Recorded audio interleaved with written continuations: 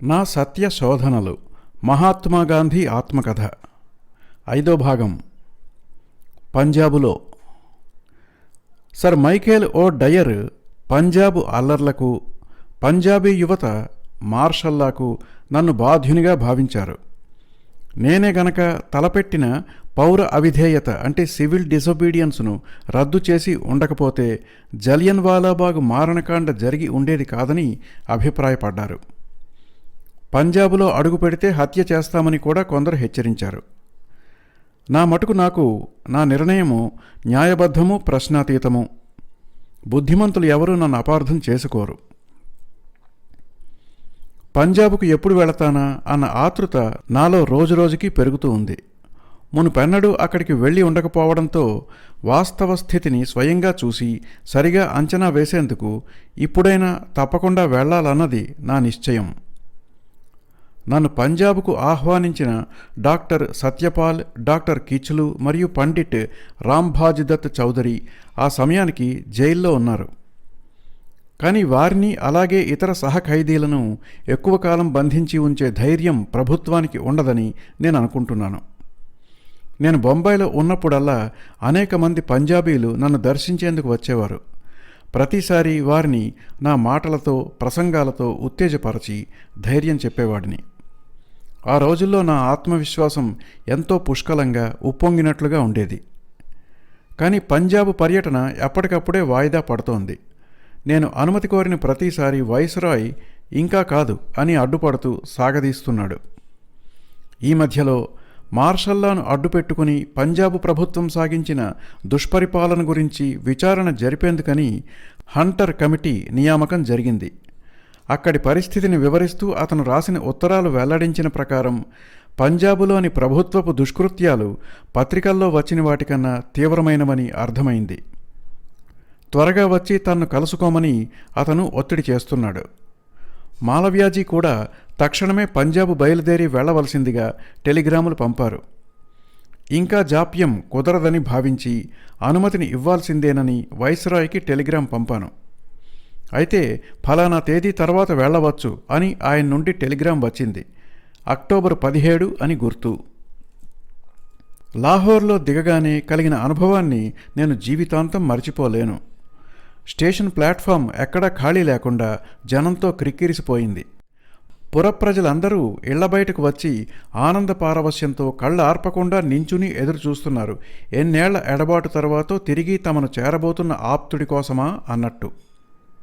నాకు పండిట్ రాంభాజ్దత్ గారి బంగ్లాలో బస ఏర్పాటు చేసి నా అతిథి మర్యాదల కోసం శ్రీమతి సరళాదేవి గారిని నియమించారు. నిరంతరం నా దర్శనార్థం వచ్చే వందలాది కార్యకర్తలు, ప్రజల సందోహంతో ఆ ప్రదేశం జాతరలా మారిపోయింది.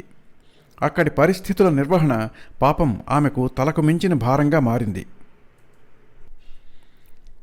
పంజాబు ముఖ్య నాయకులంతా జైల్లో ఉండిపోవడం వల్ల వారి స్థానాన్ని పండిట్ మాలవ్యాజీ, పండిట్ మోతీలాల్జీ మరియు స్వర్గీయ స్వామి శ్రద్ధానందజీ సమర్థంగానే భర్తీ చేశారు. మాలవ్యాజీ, శ్రద్ధానందజీలతో నాకు ఇంతకు ముందే పరిచయం ఉన్నప్పటికీ మోతీలాల్జీ గారితో ఇదే మొదటి పరిచయం. వీరితో పాటు ఇంకా జైలు భాగ్యం పొందని ఇతర స్థానిక నాయకుల ఆదరాభిమానాల వలన నాకు ఎటువంటి కొత్తదనమూ అనిపించకుండా సొంత ఇంట్లో గడిపిన అనుభూతి కలిగింది. హంటర్ కమిటీ ముందు ఎటువంటి సాక్ష్యము ఇవ్వకూడదని మేము తీసుకున్న నిర్ణయం ఏకగ్రీవంగా ఆమోదించబడింది. హంటర్ కమిటీని బహిష్కరించిన కాంగ్రెస్ దాని స్థానంలో ఒక అనధికారిక విచారణ కమిటీని ఏర్పాటు చేసింది. ఈ కమిటీలో నాతో పాటు పండిట్ మోతీలాల్ నెహ్రూ, స్వర్గీయ దేశబంధు సిఆర్ దాస్, శ్రీ అబ్బాస్ తయ్యబ్జీ, శ్రీ ఎంఆర్ జైకర్లను సభ్యులుగా పండిట్ మాలవ్యాజీ ప్రకటించారు. ఎవరు ఏ ప్రాంతంలో విచారణ జరపాలో మేము పరస్పరంగా పంచుకున్నాము. నాకు కేటాయించిన ప్రాంతాలు ఇతర సభ్యుల వాటికంటే ఎక్కువ ఉండడంతో పంజాబు గ్రామీణ ప్రజల జీవన విధానాన్ని, వారి వాస్తవ స్థితిగతులను అత్యంత సమీపం నుండి ప్రత్యక్షంగా గమనించే భాగ్యం నాకు లభించింది. పంజాబీ స్త్రీలు నన్ను ఎంత అభిమానించేవారంటే విచారణ క్రమంలో నేను పర్యటించిన ప్రతి చోటకి ముందుగానే పదుల సంఖ్యలో వచ్చి నా పాదాలకు శ్రమ అనిపించనివ్వకుండా మెత్తని గడ్డిని పరచి సిద్ధం చేసేవారు. ఎంక్వైరీ సందర్భంగా ఒకటి మాత్రం గ్రహించాను: ఖాదీ ఉద్యమానికి పంజాబు సరైన కార్యక్షేత్రం కాగలదని. ఎంక్వైరీ వివరాల్లోకి లోతుగా వెళ్తున్న కొద్దీ ప్రభుత్వము, దాని అధికారులు ప్రజల పట్ల ఎంత కఠినంగా క్రౌర్యంతో ప్రవర్తించేవారో స్పష్టంగా తెలిసింది. ప్రజలు తమ వేదనలను వివరిస్తూ ఉండగా ఆ దురంతాలను విని నా హృదయం తల్లడిల్లిపోయేది. విపరీతమైన వేదన నన్ను కుంగదీసేది. నాకు ఇప్పటికీ ఆశ్చర్యం కలిగించేదేమిటంటే, దేశం మొత్తం మీద ఏ ప్రావిన్స్ అయితే బ్రిటిష్ వారి కోసం అత్యధిక సంఖ్యలో జవాన్లను సిద్ధం చేసి త్యాగం చేసిందో అదే ప్రావిన్స్ ప్రజల పట్ల వారి దురాగతాలు తారాస్థాయిలో సాగడం. కమిటీ రిపోర్టును తయారు చేసే బాధ్యత కూడా నాకు అప్పగించారు.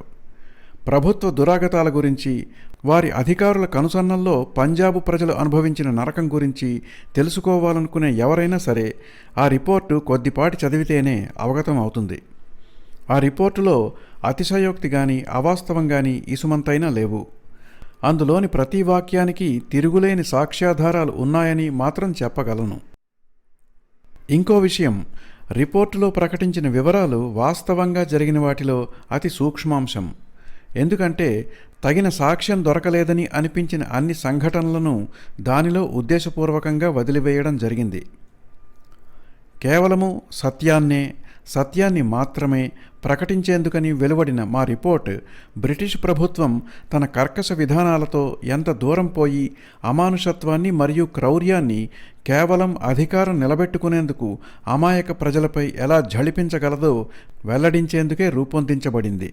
ఇప్పటి వరకు నాకు తెలిసినంతవరకు ఆ రిపోర్టులోని ఒక్క వాక్యం కూడా అబద్ధమని ఎక్కడా రుజువు కాలేదు. ఖిలాఫత్కు ప్రతిగా గోరక్షణ. ఇప్పటి మటుకు ఈ పంజాబు అరాచకపు అంధకారాన్నించి బయటికి వద్దాం. డయ్యర్ దుష్పరిపాలన అంశాల్లోకి కాంగ్రెస్ తన ఎంక్వైరీని ఆరంభించినప్పుడే ఢిల్లీలో ఖిలాఫత్ అంశాన్ని గురించి చర్చించేందుకని ఏర్పాటు చేసిన హిందువులు మరియు ముసల్మాన్ల సంయుక్త సభకు నన్ను హాజరు కమ్మని ఉత్తరం వచ్చింది. దానిమీద సంతకం చేసింది హకీం అజ్మల్ ఖాన్ సాహబ్ అండ్ అసఫ్ ఆలీ. దానికి స్వర్గీయ స్వామి శ్రద్ధానందజీ కూడా హాజరవుతున్నారని అందులో తెలిపారు. నాకు గుర్తున్నంత వరకు వారు ఆ సభలో ఉపాధ్యక్షునిగా వ్యవహరించబోతున్నారు. సభ నవంబర్లో జరగవలసి ఉంది. ఖిలాఫత్ వంచన తర్వాత నిర్వహించతలపెట్టిన శాంతి సంబరాల్లో హిందువులు ముస్లింలు పాల్గొనాలా వద్దా అన్నది ఆ సభలో చర్చించబోయే ముఖ్య అంశం. ఇంకా ఆ లేఖలో పేర్కొన్న దాని ప్రకారం ఖిలాఫత్ అంశమే కాక గోరక్షణ అంశం కూడా చర్చించబడుతుంది. కనుక ఆ సమావేశం ఆ సమస్య పరిష్కారానికి ఉపకరించే బంగారు అవకాశంగా పేర్కొనబడింది. అయితే నాకు గోరక్షణ ప్రస్తావన నచ్చలేదు. ఆ లేఖకు నా జవాబు రాస్తూ వచ్చేందుకు అన్ని విధాలా ప్రయత్నిస్తానని, అయితే ఒకటి ఇంకో దానికి బేరం అన్నట్టుగా ఈ రెండు అంశాలు కలగలపడం సరికాదని, రెంటిని వాటికి ఉన్న అనుకూల అంశాలను అనుసరించి తీర్మానించడం సబబు అని నా అభిప్రాయాన్ని వెల్లడించాను. తర్వాత ఇవే ఆలోచనలతో సభకు హాజరయ్యాను. అయితే దాని తర్వాత నిర్వహించిన సభలకు హాజరైన వేలాది జనసంఖ్యతో పోలిస్తే ఇది స్వల్పమే అయినప్పటికీ సభకి జనం బాగా వచ్చారు. నేను అనుకుంటున్న విషయాన్ని స్వామి శ్రద్ధానందజీతో చర్చించాను. నా అభిప్రాయంతో ఏకీభవిస్తున్నానని, దానిని సభలో ప్రకటించమని వారు కోరారు. తర్వాత స్వర్గీయ హకీం సాహెబ్ గారితో కూడా చర్చించాను. సభకి ముందు నా అభిప్రాయం ఇది: ఖిలాఫత్ అంశం నేను నమ్మిన విధంగా న్యాయబద్ధము సమంజసము అయి ప్రభుత్వము దాని విషయంలో అన్యాయంగా వ్యవహరించింది అనుకుంటే హిందువులు ఆ విషయమై ప్రభుత్వాన్ని ప్రశ్నించేందుకు ముస్లింలతో కలవాలి. అయితే ఆ సహకారానికి ప్రతిగా హిందువులు గోరక్షణ అంశాన్ని తెర మీదకు తేవడం, అదేవిధంగా తమ ఖిలాఫత్ అంశం సమర్థనకు ప్రతిగా గోహత్యను నిలిపివేస్తామని ముసల్మాన్లు ప్రకటించడం సమంజసం కాదని, అయితే అంతా ఒకే దేశపు పౌరులు కనుక తమతో సోదరభావంతో మెలుగుతున్న హిందువుల మనోభావాలు పరిగణించి స్వచ్ఛందంగా హిందువులకు సహమతం చూపుతూ గోహత్యను ముసల్మాన్లు నిలిపివేస్తే అది వారికి గౌరవప్రదము, ఇరుపక్షాలకు శుభస్కరము. స్వచ్ఛందము స్వతంత్రము అయిన అటువంటి నిర్ణయాన్ని తీసుకుంటే అది వారి ప్రతిష్టను పెంచుతుంది. అయితే సదరు నిర్ణయాన్ని ఖిలాఫత్ అంశం మీది సమర్థనతో ముడిపెట్టకూడదు. నేనింకా ఇలా అన్నాను, అందుకని 2 అంశాలు వేరువేరుగా చర్చించి నిర్ణయించాలి. ఆ కారణంగా ప్రస్తుత సమావేశం కేవలం ఖిలాఫత్ అంశాన్ని చర్చించేందుకని మాత్రమే అయి ఉండాలి. నా వాదన అక్కడ ఉన్నవారందరికీ సబబు అనిపించింది. మరి గోరక్షణ అంశం సభలో చర్చకు రాలేదు. అయినా నా హెచ్చరికను గణింపక మౌలానా అబ్దుల్ భరీ సాహెబ్ అన్నారు, హిందువులు ఈ అంశంపై మమ్మల్ని సమర్థించినా సమర్థించకున్నా హిందూ దేశపు పౌరులైన ముసల్మాన్లు తమ హిందూ సోదరుల సున్నితమైన మనోభావాలను పరిరక్షించే విధంగా గోహత్యలను నిలిపివేయాలి అని. దానితో చర్చ ముగిసినట్టే అనిపించింది. కానీ ఇంకెవరో పంజాబు అంశాన్ని ఖిలాఫత్ అంశంతో ముడిపెడితే మంచిది అన్నప్పుడు దానిని నేను వ్యతిరేకించాను. నా అభిప్రాయం ప్రకారం పంజాబు అంశం స్థానికం. అది ఈ సభలో చర్చించదలుచుకున్న విస్తృత పరిధిగల అంశంతో కలప వీలు లేనిది అన్నాను. ఖిలాఫత్ అంశం దేశవ్యాప్తమైన శాంతి ప్రక్రియ ఒప్పందానికి సంబంధించినది. ఒక స్థానిక అంశంతో దానిని జోడించడం వివేచన కాదు అన్నాను. నా వాదనలోని నిజాయితీని సభ గ్రహించింది. సభలో మౌలానా హసరత్ మొహానీ కూడా ఉన్నారు. వారు నాకు ఇంతకుముందు పరిచయమే అయినా వారి పోరాట పటిమను నేను కనుగొన్నది ఈ సభలోనే. సభ ఆరంభం నుంచే ప్రతి అంశం మీద మా ఇద్దరికీ విభేదాలు పొడసూపాయి. అనేక అంశాల్లో అవి స్థిరమై ఉండిపోయాయి. ఈ సమావేశంలో చేసిన అనేక తీర్మానాల్లో ఒకటి, హిందువులు ముస్లింలు కూడా స్వదేశీ ప్రమాణానికి కట్టుబడి ఉండాలి. కనుక దాని సహజ పర్యవసానంగా విదేశీ వస్తువులను బహిష్కరించాలి.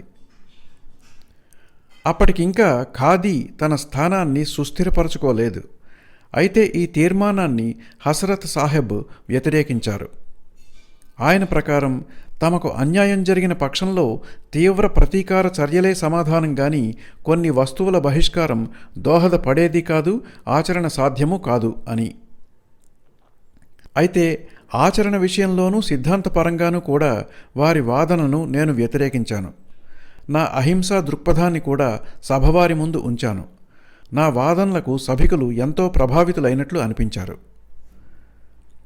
నా ముందు మాట్లాడిన హసరత్ మొహానీ ఉపన్యాసానికి విపరీతమైన చప్పట్లు, ప్రోత్సాహము లభించినప్పుడు నేను ప్రస్తావించబోయేవి అరణ్య రోదనలుగా మిగిలిపోతాయని భయపడ్డాను.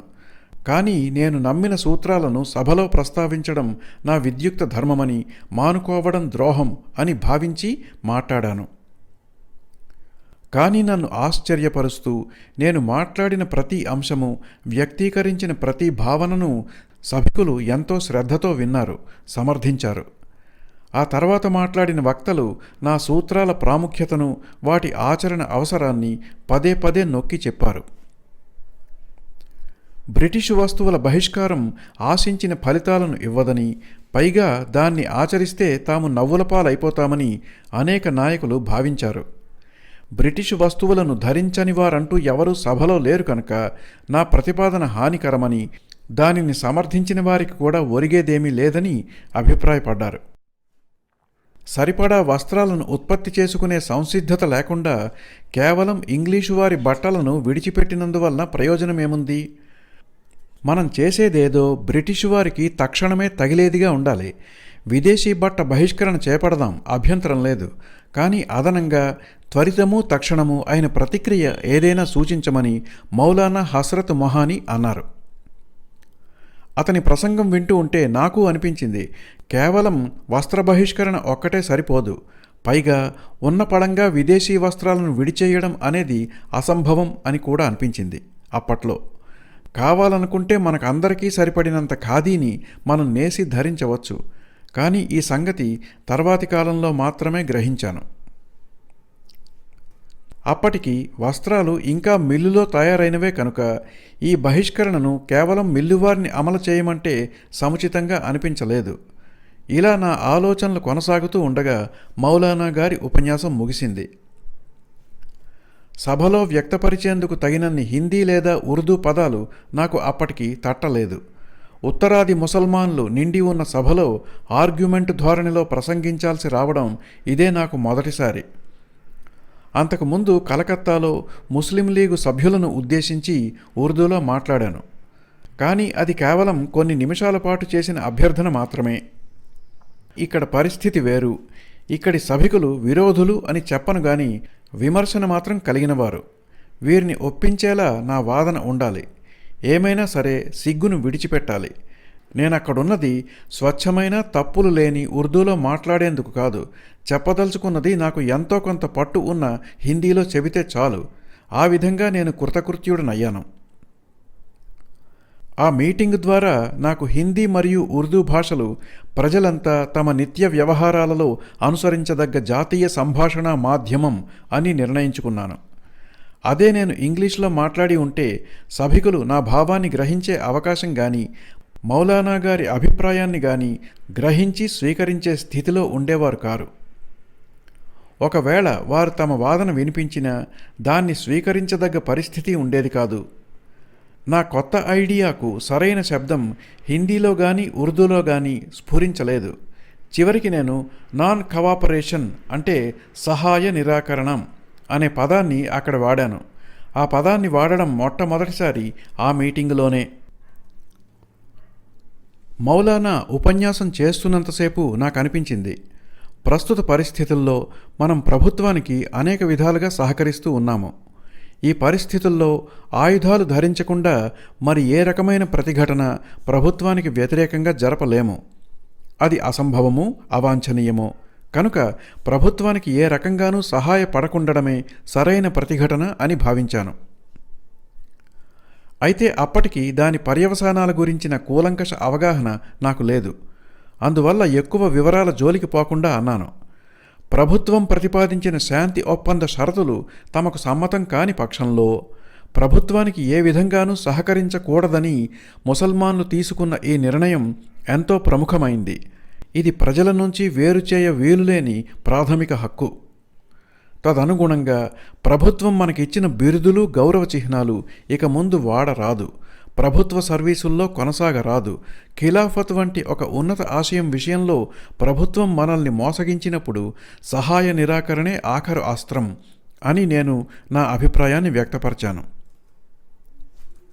తర్వాత కాంగ్రెస్ సభ అమృత్సర్లో జరుగుతున్నప్పుడు ఈ విధంగానే ప్రభుత్వ విధానాలను విశ్లేషించుకుని అప్పటి పరిస్థితులకు అనుగుణంగా ప్రభుత్వానికి పూర్తి సహకారం అందివ్వాలని, దానివల్ల ప్రభుత్వ సహకారము అందగలదని, ప్రభుత్వము ఎటువంటి మోసపూరిత చర్యలకు దిగదని నమ్మి సహకరించాము.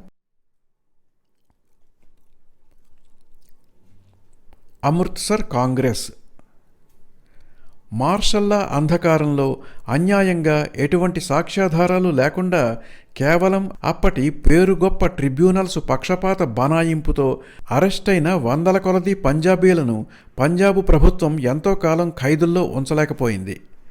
ఈ అన్యాయపు బంధికానాల అరాచకత్వం గురించి ప్రపంచ నలుమూలల నుంచి వెల్లువెత్తిన నిరసన జ్వాలల హోరుకు తలొగ్గి కాంగ్రెస్ సభకి ముందే అనేక మంది ఖైదీలను విడుదల చేసింది ప్రభుత్వం. లాలా హరికిషన్ లాల్ మరియు ఇతర నాయకులందరూ కాంగ్రెస్ సదస్సు ఇంకా జరుగుతూ ఉండగానే విముక్తులయ్యారు. ఆలీ బ్రదర్స్ కూడా జైలు నుండే సరాసరి సదస్సుకు వచ్చారు. ప్రజల ఆనందానికి మేర లేకపోయింది. తన అద్భుతమైన ఆకర్షణీయమైన న్యాయవాద ప్రాక్టీసును విడిచిపెట్టి పంజాబ్ను హెడ్ క్వార్టర్స్గా చేసుకుని ఎంతో గొప్ప సేవలను అందించిన పండిట్ మోతీలాల్ నెహ్రూ అప్పటి కాంగ్రెస్ ప్రెసిడెంటుగా వ్యవహరించారు. స్వర్గీయ శ్రద్ధానందజీ ఆహ్వాన కమిటీకి చైర్మన్గా ఉన్నారు. అప్పటి వరకు కాంగ్రెస్ వార్షిక కార్యకలాపాల్లో నా పాత్రల్లా హిందీని ప్రోత్సహించడం, ఆ భాషలోనే ఉపన్యాసాలు తయారు చేసుకోవడం, ప్రవాస భారతీయులకు కూడా ఆ భాషలోనే నా ఉపన్యాసాలు చేరవేయడం. ఆ సంవత్సరం కూడా నాకు అంతకు మించి ఎక్కువ పని పడుతుందని అనుకోలేదు. కానీ అంతకు మునుపు అనేక సందర్భాల్లో జరిగినట్టు ఒక ఆకస్మికమైన ముఖ్య కార్యక్రమం నా బాధ్యతకు వచ్చింది. తన కొత్త సంస్కరణల గురించి ఇంగ్లాండు రాజు ప్రకటన అప్పుడప్పుడే వెలువడింది. ఆ ప్రకటన భాషను గమనిస్తే అందులో తప్పక లార్డ్ సిన్హా గారి హస్తం ఉండి ఉండవచ్చునని అనిపించి ఒక ఆశాకిరణం మెరిసింది. కానీ అనుభవజ్ఞులైన స్వర్గీయ లోకమాన్య మరియు దేశబంధు చిత్తరంజన్ దాసు అబ్బే లేదన్నట్టు తలలూపారు. పండిట్ మాలవ్యాజీ తటస్థులుగా ఉన్నారు. అప్పుడు నాకు వసతి పండిట్ మాలవీయాజీ గారి బసలోనే ఇవ్వబడింది. అంతకు మునుపు హిందూ యూనివర్సిటీ ఆరంభోత్సవాల సందర్భంగా వారి జీవితపు నిరాడంబరత్వాన్ని ప్రత్యక్షంగా చూసి ఉన్నాను. కానీ ఇప్పుడు ఒకే గదిలో అతనితో నివసించినప్పుడు అతని దినచర్యను అత్యంత నిశితంగా గమనించే అవకాశం కలిగి ఎంతో ఆనందం అనిపించింది. అతని గదిలో పేదలకు నిత్య అన్న సంతర్పణం చేస్తున్నారు. క్రిక్కిరిసిపోయిన జనంతో ఆ హాలును ఇటు నుంచి అటు దాటడం ఎంతో కష్టం అనిపించేది. రోజులో ఏ సమయంలోనైనా సరే సందర్శకులకు అందుబాటులో ఉండేవారు వారు. ముందుగానే సమాచారం పంపితే ఎంత సమయం వీలైతే అంత సమయం వారితో గడిపే వీలుంది. ఆ గదిలోనే ఓ మూల నాకు ఓ బల్లమంచం సదుపాయంగా ఏర్పాటు చేశారు. ఈ విధంగా వారితో ప్రతిరోజు సుదీర్ఘమైన చర్చలు చేసే నాకు వారొక పెద్ద అన్నలాగా ఓపిగ్గా ప్రతిదీ విశ్లేషిస్తూ వివిధ నాయకుల దృక్పథాలను విశదపరిచేవారు.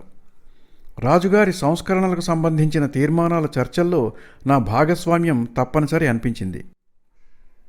కాంగ్రెస్ రిపోర్టులో పంజాబు ప్రజల పట్ల ప్రభుత్వ దురంతాలను వివరించే బాధ్యత నా వంతుకు వచ్చింది. దాని విషయమై తదుపరి కార్యాచరణ ఏమిటన్న దాని విషయంలో పరిపూర్ణ స్పృహతో నా వివరణ ఉండాలని భావించాను. ఆ క్రమంలోనే ప్రభుత్వంతో మేము తేల్చుకోవాల్సిన లావాదేవీలు కొన్నున్నాయి. వాటిలో ఖిలాఫత్ అంశం ఒకటి. మాంటేగ్యూ చెమ్స్ఫర్డ్ సంస్కరణల రూపశిల్పి అయిన ఎడ్విన్ ఎస్ మాంటేగ్యూ ఇండియాకు అన్యాయం చేస్తారని గాని బ్రిటిష్ ప్రభుత్వం చేత చేయనిస్తారని గాని మేమెవరమూ అనుమానించలేదు. ఆలీ బ్రదర్స్ ఇంకా ఇతరుల విడుదల శుభసూచకంగా భావించాము. అనుకూలంగా అనిపించే ఈ పరిస్థితుల్లో వారి సంస్కరణలను తిరస్కరించక ఆమోదించే తీర్మానం సరైనదేననుకున్నాం. ఒక పక్క దేశబంధు చిత్తరంజన్ దాస్ అసంపూర్ణము అసంతృప్తికరము అయిన ఆ సంస్కరణల జాబితాను స్వాగతించక బేషరతుగా తిరస్కరించాల్సిందేనని నిశ్చయించుకుని ఉన్నారు. స్వర్గీయ లోకమాన్యులు తటస్థులుగానే ఉన్న దేశబంధు ప్రతిపాదన ఏదైనా సమర్థిస్తానని స్పష్టపరిచారు. అంతటి అనుభవజ్ఞులు ప్రజ్ఞానిధులు సర్వజనామోదం కలిగిన నాయకులతో విభేదించడము అనే ఆలోచనే దుర్భరమనిపిస్తోంది. ఇంకో పక్క అంతర్వాణి నిశ్చితము అతి స్పష్టంగా ఉంది. ఈ పరిస్థితుల్లో మిగిలిన సదస్సు కార్యాచరణ నుంచి నేను తప్పుకుంటేనే అన్ని విధాలా శ్రేయస్కరమని, నన్ను వదిలేయండి అని పండిట్ మాలవీయాజీ అండ్ మోతీలాల్జీ ప్రభృతులతో మొరపెట్టుకున్నాను. దానివల్ల తలపండిన మహానాయకులతో నేను తలపడాల్సిన అవసరం తప్పుతుంది అని. కానీ నా నిర్ణయానికి ఈ ఇద్దరు సీనియర్ నాయకుల సమర్థన లభించలేదు. నా నిర్ణయపు గుసగుసలు లాలా హరికిషన్ లాల్ను చేరాయి. కుదరదు, ఇది పంజాబీల మనోభావాలను ఎంత గాయపరుస్తుందనుకుంటున్నారు అన్నారు. తర్వాత నేను లోకమాన్య, దేశబంధు మరియు మిస్టర్ జిన్నాలతో కూడా చర్చించాను. కానీ మార్గాంతరం కానవచ్చింది కాదు. చివరిగా నేను నా గోడును మాలవీయాజీ గారి వద్ద వెళ్లబోసుకున్నాను. నాకైతే రాజీ మార్గం కనిపించడం లేదన్నాను. నా తీర్మానాన్ని గాని ప్రవేశపెడితే సభలో 2 వర్గాలు తయారవుతాయి. ఓటింగ్ తప్పనిసరి అవుతుంది. కానీ ఇక్కడ అటువంటి పరిస్థితికి అనువైన ఏర్పాట్లేవి ఉన్నట్లయితే నాకు కనిపించడం లేదు. ఇప్పటి వరకు కాంగ్రెస్ సదస్సులలో ఓటింగ్ అంటే చెయ్యి ఎత్తి లెక్కించడం ద్వారా జరుగుతూ వచ్చింది. అయితే చేతులెత్తిన వారిలో సభ్యులు ఎవరో సందర్శకులు ఎవరో తెలుసుకునే పరిస్థితి లేదు. అటువంటప్పుడు విభేదాలు ఉన్నట్టు అంగీకరించిన ఇరుపక్షాలకు ఆమోదయోగ్యమైన మార్గం కానరాదు అని. అప్పుడు లాలా హరికిషన్ లాల్ నా సహాయానికి వచ్చి ఓటింగ్ కనుక అవసరమైతే అందుకు తగిన ఏర్పాట్లు చేస్తామని, ఓటింగ్ జరిగే రోజున వేదిక వద్దకు సందర్శకులు ఎవరినీ అనుమతించమని అన్నారు. మీరన్నట్టు లెక్కింపు కష్టం కావచ్చు, కానీ ఆ సంగతి నేను చూసుకుంటాను. మీరు మాత్రం సదస్సును మధ్యలో వదిలిపోయేందుకు వీల్లేదు అని అన్నారు. నేను తలొగ్గాను. తీర్మానాన్ని సిద్ధం చేసి గుండె దడదడలాడుతుండగా సభ ముందు ఉంచాను. పండిట్ మాలవీయాజీ, జిన్నాల మద్దతు ఉంది. మా అభిప్రాయ భేదంలో లేశమాత్రం కటువుతనం లేక ప్రసంగాలన్నీ కేవలం నిర్మల తర్కబద్ధంగానే సాగిన విభేదం అన్న వాస్తవం సభ్యులకు సహింపరానిదయింది. వారు ఏకాభిప్రాయాన్ని కోరుకున్నారు. మరి ఒక పక్క ప్రసంగాలు సాగుతూ ఉండగా భేదాన్ని సామరస్యపరిచే ప్రయత్నాలు జరిగాయి. నాయకుల మధ్య చీటీలు అటూ ఇటూ విహరించాయి. ఆ అంతరాన్ని పూడ్చేందుకు మాలవ్యాజీ తన ప్రయత్నం తాను చేస్తున్నారు. జైరామదాస్ తన చీటీని నా చేతికిచ్చి ఓటింగు వల్ల కలిగే విభజన సంకట స్థితి నుంచి ప్రతినిధులను కాపాడాలని అభ్యర్థించారు. అప్పటికే మాలవ్యాజీ ఎటువైపు నుంచైనా ఒక ఆశాకిరణం కోసం ఎదురు చూస్తున్నారు. నేను ఆయనతో జైరామదాసు ప్రతిపాదన ఇరు వర్గాలకు ఆమోదయోగ్యమనిపిస్తోంది అన్నాను. లోకమాన్యుడిని అడిగితే సిఆర్ దాస్ అంగీకరిస్తే నాకు అభ్యంతరం లేదు అన్నారు. చివరికి దేశబంధు సిఆర్ దాస్ మెత్తబడి బిపిన్ చంద్ర పాలు వైపునకు అంగీకార సూచకంగా చూశారు. మాలవ్యాజీలో కొత్త ధైర్యం నిండింది. ఇంకా దేశబంధు నుంచి స్పష్టంగా అవును అన్న మాట వెలువడకముందే సోదర ప్రతినిధులారా రాజీ సాధించాం అని ఉత్సాహంగా ప్రకటించారు. మండపం చప్పట్ల ధ్వనితో మార్మోగిపోయింది. అప్పటి వరకు గాంభీర్యమో విషాదమో తెలియని సంధ్యఛాయలు అలముకొన్న ముఖాలన్నీ కళకళలాడిపోయాయి. ఆ తీర్మాన సవరణ పాఠ్యం ఇక్కడ వివరిస్తే గ్రంథ విస్తారం అవుతుంది. చెప్పవచ్చేది ఆ తీర్మానము నా ప్రయోగాల్లో ఒకటని చెప్పడమే ఉద్దేశం. ఆ రాజీతో నా మీద ఉన్న బాధ్యత మరింత పెరిగింది. కాంగ్రెస్లో ప్రవేశం. మునపటి కాంగ్రెస్ సమావేశాలకి నా హాజరు నామమాత్రమై సభ్యత్వాన్ని నిలుపుకోవడం కోసమా అన్నట్టుండేది. పెద్ద బాధ్యతలు ఉండేవి కావు. అమృత్సర్ సదస్సు నా ప్రత్యక్ష రాజకీయ రంగ ప్రవేశంగా భావిస్తాను. కాంగ్రెస్కు పనికి వచ్చే క్రియాశీలకత్వం నాకు ఉందన్న సంగతి అమృత్సర్ సదస్సులో అవగతమైంది. పంజాబ్ ఎంక్వైరీలో నా పాత్రకు లోకమాన్యుడు, దేశబంధు, పండిట్ మోతీలాల్జీల ప్రశంస లభించింది. తమ ఇష్టాగోష్ఠుల్లోకి రమ్మని నన్ను పిలిచేవారు. సబ్జెక్ట్స్ కమిటీ గురించి, అందులోని తీర్మానాల రూపకల్పన గురించి అక్కడే నేను తెలుసుకున్నాను. ఈ కమిటీ సమావేశాలకు నాయకుల దృష్టిలో నమ్మకస్తులు, సేవా దృక్పథం కలిగిన కార్యకర్తలకే ఆహ్వానం అందేది. అప్పుడప్పుడు కొందరు చారులు అనధికారికంగా ప్రవేశించి కమిటీ సమావేశాల కూపీలాగే ప్రయత్నాలు చేసేవారు. రాబోయే సంవత్సరానికి పూర్తి చేయవలసిన 2 కార్యక్రమాల బాధ్యత నాకు అప్పజెప్పారు. వాటిలో నాకున్న కౌశలాన్ని ఎరిగి ఉన్న కారణంగా మొదటిది జలియన్ వాలాబాగ్ మారణహోమ స్మారక నిర్మాణపు పని. 5 లక్షల రూపాయల నిధులు దానికై సేకరించవలసి ఉంది. ఆ నిధికి నేను ట్రస్టీని. పండిట్ మాలవీయాజీ ప్రజోపయోగ కార్యక్రమాల నిధుల సేకరణలో ఉన్న వారి నైపుణ్యానికి గాను యాచక సార్వభౌముడు అని అప్పటికే బిరుదును సంపాదించి ఉన్నారు.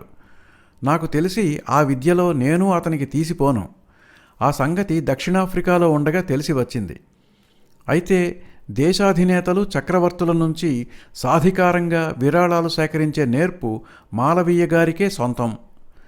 అయినా జలియన్ వాలాబాగ్ స్మారక నిర్మాణానికి రాజులు, మహారాజుల విరాళాలు అవసరం లేదు. బొంబాయి పౌరులు ఎంతో ఉదారంగా తమ సహకారాన్ని అందించారు. త్వరలోనే బ్యాంకులో మంచి మొత్తంలో క్రెడిట్ బ్యాలెన్స్ కూడింది. అయితే ఒక ప్రశ్న తలెత్తింది. అక్కడ జరిగిన మారణహోమంలో హిందువులు, మహమ్మదీయులు, సిక్కులు కూడా రక్తాన్ని చిందించారు. అందరి త్యాగాన్ని ప్రతిఫలించేలా చేపట్టే కట్టడం ఎలా ఉండాలని. ఒక్క మాటపై నిలిచి ఒక్క తాటిపై నడవాల్సిన 3 వర్గాలు పరస్పరం కత్తులు దూసుకుంటున్న స్థితిలో స్మారక నిధి వినియోగం ఎలా జరగాలన్న ప్రశ్న దేశం ముందు తలెత్తింది. కాంగ్రెస్ ఉపయోగించుకోదలచిన నా ఇంకో ప్రావీణ్యం ముసాయిదా వ్రాత పని, అంటే డ్రాఫ్ట్స్ తయారు చేయడం. విషయాలను సంక్షిప్తీకరించి సందర్భశుద్ధి చెడకుండా వ్యక్తీకరించగలిగే నేర్పరితనాన్ని కాంగ్రెస్ నాయకులు నాలో గుర్తించారు. ఇది నాకు చిరకాల అభ్యాసంతో పట్టుపడింది. అప్పటి వరకు కాంగ్రెస్ అనుసరిస్తున్న రాజ్యాంగం గోఖలే గారు రూపొందించినది. కాంగ్రెస్ యంత్రాంగం అనుసరించాల్సిన కొన్ని నిబంధనలను వారు సంగ్రహీకరించి ఉన్నారు. ఈ నిబంధనల రూపకల్పన చరిత్రనంతను నేను గోఖలే గారి నోటి వెంటనే విని ఉన్నాను. అయితే దినదిన ప్రవర్ధమానం అవుతూ ఉండే కాంగ్రెస్ వ్యవహారాల సంక్లిష్టత దృష్ట్యా ఈ నిబంధనలు సరిపోవని నాయకులు భావించారు. ఈ విషయమై ప్రతి సంవత్సరము చర్చలు జరుగుతూ ఉన్నాయి. అప్పట్లో సదస్సుకి మధ్య కాలంలో పనిచేసేందుకు సరైన యంత్రాంగపు రూపకల్పన జరగలేదు.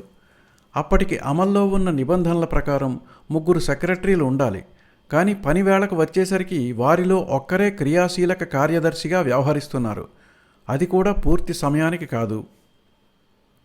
ఒక చేత్తో కాంగ్రెస్ ఆఫీసును నడుపుతూ భవిష్యత్తు గురించిన ప్రణాళికలు రచిస్తూ గతంలోని కాంగ్రెసు సభ్యులు ఆరంభించిన కార్యాచరణను ఇప్పుడు కొనసాగిస్తూ ఉండడం అతనికి సాధ్యమయ్యే పని కాదు. ఈ పరిమితులను అధిగమించడం ఎలా అన్నదే సంవత్సరం పొడుగునా అందరి ఆలోచన. సభ్యుల సంఖ్య ఎక్కువై ఏ ప్రజా కార్యక్రమాల గురించి కూడా సజావుగా చర్చ సాగడం లేదు. కాంగ్రెస్లో ప్రతినిధులు ఎంతమంది ఉండాలి, ప్రతి రాష్ట్రం నుంచి ఎంతమంది ప్రాతినిధ్యం వహించాలి అనే దానికి కూడా పరిమితులు లేవు. అందువల్ల ప్రస్తుత అయోమయం నుంచి పార్టీని సరైన మార్గంలో నడిపించే సరైన యంత్రాంగం అవసరమని అందరూ భావించారు. ఒక షరతు మీద రాజ్యాంగ రచనకు నేను ఒప్పుకున్నాను. అది ప్రజల్లో ఎంతో గొప్ప పేరున్న ఇద్దరు నాయకులు లోకమాన్య మరియు దేశబంధు నాతో పాటు రాజ్యాంగ రచనలో పాల్గొనాలి. అయితే ప్రజా కార్యక్రమాల్లో నిరంతరం తలమునకలుగా ఉండే వారికి రచన కోసం సమయం కేటాయించడం కష్టం కనుక వారి దృష్టిలో సమర్థులు అనుకున్న వారిని రాజ్యాంగ కమిటీలో నాతో పాటు పనిచేసేందుకు నియమించాలి. దానికి అంగీకరించి ఇద్దరు సార్జెంట్లు కేల్కర్ మరియు ఐబి సేన్ల పేర్లను తమ ప్రతినిధులుగా ప్రతిపాదించారు. అయితే రాజ్యాంగ కమిటీ సభ్యులం ఒక్కసారి కూడా కలవలేదు. కానీ లేఖల ద్వారా పరస్పరం సంప్రదించుకుని చివరికి ఏకగ్రీవమైన రిపోర్టును సమర్పించాము. ఈ విషయంలో నేను సగర్వంగా చెప్పుకునేది ఏమిటంటే, కలిసికట్టుగా ఈ రాజ్యాంగ రచన పూర్తి చేయగలిగామంటే అదే స్ఫూర్తితో స్వరాజ్యాన్ని కూడా సాధించగలమని. ఖాదీ ఆవిర్భావము. మగ్గము, చెరఖ మన జాతి పేదరిక నిర్మూలనకు పరమౌషధం అని 1908 హింద్ స్వరాజ్లో రాశాను. కానీ అంతకు ముందెన్నడూ వాటిని చూచిన జ్ఞాపకం లేదు. పేదరికాన్ని పారద్రోలగల సాధనమే స్వరాజ్య స్థాపనను సాధించగలదని నా విశ్వాసం. 1915లో దక్షిణాఫ్రికా నుంచి ఇండియా తిరిగి వచ్చేసిన రోజుల్లోనూ చరఖా చక్రాన్ని ఎక్కడా చూడలేదు. సబర్మతిలో సత్యాగ్రహ ఆశ్రమం స్థాపించినప్పుడు అక్కడ కొన్ని చేనేత పరికరాలు పరిచయం చేశాం. అయితే అందరము ఉద్యోగమో వ్యాపారమో చేసుకున్న వాళ్ళం కానీ చేతి పనివారం కాము. అందుకని మగ్గపు పనిలో శిక్షణనిచ్చే నిపుణుల అవసరం పడింది. పాలన్పూర్లో ఒకరు దొరికారు. మెకానిక్స్లో మంచి అభిరుచి ఉన్న మగన్లాల్ కిటుకులన్నీ చిటికలో పట్టేసి తనతో పాటు ఆశ్రమంలోని మరికొంతమందిని నేతకారులుగా తీర్చిదిద్దాడు. మా బట్ట మేము అల్లుకున్న దారంతోనే నేసుకోవాలన్నది మా లక్ష్యం. అందుకని ఆశ్రమవాసులంతా మిల్లులో అల్లిన బట్టలు పరిత్యజించి స్థానికంగా స్వంతంగా నేసుకున్న వస్త్రాలే ధరించబూనాము. ఈ అభ్యాసం వల్ల మాకు చేనేత కార్మికుల జీవనం, వారి ఉత్పత్తి స్థాయి, దారం సంపాదించేందుకు వారికున్న అడ్డంకులు, ఎదుర్కొనే మోసాలు, పెరిగే అప్పుల భారం ఇవన్నీ అతి చేరువ నుంచి చూచే అవకాశం కలిగింది. అప్పటికి మాకవసరమైనంత బట్టను మేమే నేసుకోగల పరిస్థితి లేదు. కనుక కావలసిన దారాన్ని చేనేత కార్మికుల నుంచి పొంద నిశ్చయించాము. కానీ వారి వద్ద కానీ మిల్లుల వద్ద కానీ సరిపడినంత దారం సప్లై లేక వారు నేసే నాణ్యమైన వస్త్రాల దారం పైనుంచి దిగుమతి అయ్యేది. ఈ దారం సమస్య ఇప్పటికీ ఉంది. ఎట్టకేలకు కొందరు నేతపని సప్లైదారులను వారు వడికినదంతా ఆశ్రమం కొనుగోలు చేస్తుందని హామీ ఇచ్చి స్వదేశీ దారం వడికి సప్లై చేసేలాగా ఒప్పించాము. ఇలా స్వదేశీ మిల్లుల దారపు వస్త్రాలనే ధరించి పరిచయస్తుల చేత ధరింపజేసిన మేము ఇండియన్ స్పిన్నింగ్ మిల్స్కి స్వచ్ఛంద ఏజెంట్లుగా మారాము. ఇలా మిల్లు యజమానులతో పరిచయం పెరిగి వారి నిర్వహణ విధానము అర్థమైంది. తాము తీసిన దారంతోనే బట్టలు నేసేందుకు అలవాటైన వారికి సామాన్య చేనేత కార్మికుల నుంచి దారం సేకరించాల్సి రావడం అయిష్టమే, కానీ అనివార్యము, ఆపద్ధర్మము అయింది. మేము వడికిన దారంతోనే మా వస్త్రాలు ఎప్పుడు నేసుకుంటామా అని మాకు గొప్ప ఉత్సుకతగా ఉంది. అది జరిగే వరకు మిల్లులపైన ఆధారపడక తప్పదు. ఇలా వారి ఏజెంట్లలా వ్యవహరిస్తున్నంతకాలము మేము దేశానికి చేయగల సేవ ఏదీ లేదు. మా ఇబ్బందులు తొలగే మార్గము కనిపించడం లేదు. ఒక తిప్పే చక్రం కానీ అది నేర్పే సేనాపతి కానీ మాకు లభించలేదు. కొన్ని కదుర్లు, బాబిన్లు ఉపయోగించి ఆశ్రమంలో ఏదో అవస్థ పడుతున్నాం కానీ అవి స్పిన్నింగ్ చక్రాలలా ఎలా తిప్పగలమో తెలియదు. ఒకసారి కాళిదాస ఝవేరి స్పిన్నింగ్ తెలిసిన ఒక స్త్రీని కనుగొన్నాడు. ఆమె వద్దకు ఆశ్రమంలోని ఒక ఉత్సాహభరిత కార్యకర్తను పంపాము. కానీ అతను ఎటువంటి కిటుకులు నేర్వలేక తిరిగి వచ్చేశాడు. కాలం ఇలా వృధాగా గడిచిపోతూ ఉంటే దానితో పాటు నా అసహనము పెరిగిపోతోంది. ఆశ్రమానికి వచ్చే ప్రతి సందర్శకుని అడుగుతున్నాను చేతి చరఖా నడిపే విద్య నేర్పడం కోసం. కానీ ఆ విద్య కేవలం స్త్రీలకే పరిమితం. వారి ఆచూకీ కూడా తెలియరావడం లేదు. ఏ మారుమూల కుగ్రామంలోనైనా ఉండి ఉంటే సంప్రదించమని ఒక స్త్రీ కార్యకర్తను పంపేందుకు నిశ్చయించుకున్నాము. 1917లో బ్రోచ్ ఎడ్యుకేషనల్ కాన్ఫరెన్స్కి అని కొందరు మిత్రులు నన్ను తోడుకు వెళ్ళారు. అక్కడ నాకు గంగాబెహన్ మజ్ముదార్ అనే అద్భుత స్త్రీమూర్తి తారసపడ్డారు. వితంతువు, కానీ ఆమె ఔత్సాహిక స్ఫూర్తి ఎల్లలు లేనిది. సామాజిక ప్రమాణాల ప్రకారం ఆమెకున్న చదువు అంతంత మాత్రమే.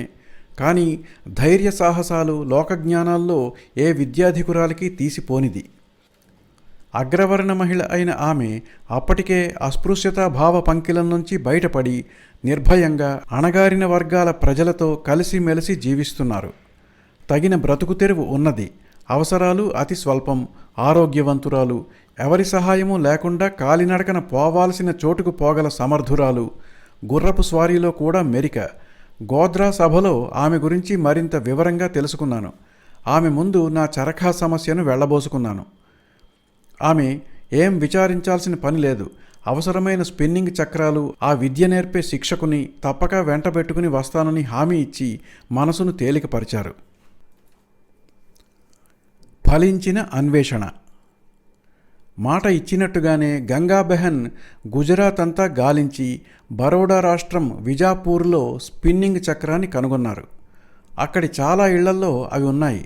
కానీ వాడిక లేక అటకలు ఎక్కడమో వంట పొయ్యల్లో పడడమో జరుగుతోంది.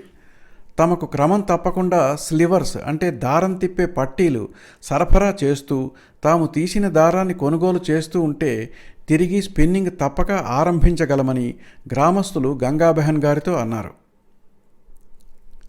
ఆ ఆనంద వార్తను గంగాబెహన్ నాతో పంచుకున్నారు. అయితే పట్టీల నిరంతర సరఫరా కష్టసాధ్యమనిపించింది. ఆ విషయం ఉమర్ సొభానీ గారితో చెబితే తమ మిల్లు నుంచి తగినన్ని సప్లై చేయగలనని హామీ ఇచ్చారు. వారు పంపిన వాటిని గంగాబెహన్కు పంపాను. అతి త్వరలోనే మేము నిభాయించలేనంత పెద్ద మొత్తాల్లో దారం వచ్చి పడన ఆరంభించింది. ఉమర్ సొభానీ గారి సౌజన్యం ప్రశంసనీయమే. అయితే కలకాలం దాన్ని వాడుకుంటామంటే అది అసమంజసం. రాను రాను వారి నుంచి పట్టీలు వచ్చి పడుతున్నప్పుడల్లా ఇబ్బంది అనిపించసాగింది.